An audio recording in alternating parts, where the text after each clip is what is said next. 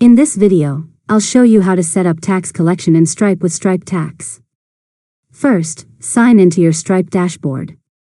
Once you're logged in, click More from the left-hand menu, then select Stripe Tax.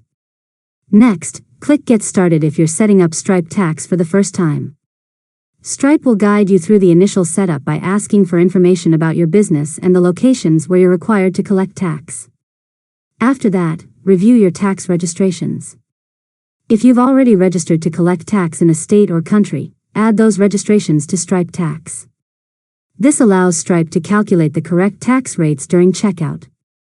Now, enable Stripe Tax for your payment flow. If you're using Stripe Checkout, payment links, or invoices, you can turn on automatic tax collection in the settings for those products or when creating a new payment. Stripe will then calculate the appropriate tax based on your customer's location and the products or services you're selling. Next, make sure your products have the correct tax category assigned if applicable. Using the right tax category helps Stripe calculate the correct tax rates for different types of goods and services. Before accepting live payments, create a test transaction to confirm that taxes are being calculated correctly. Review the checkout page and verify that the tax amount appears as expected. Once everything looks correct, you're ready to start collecting taxes automatically with Stripe Tax.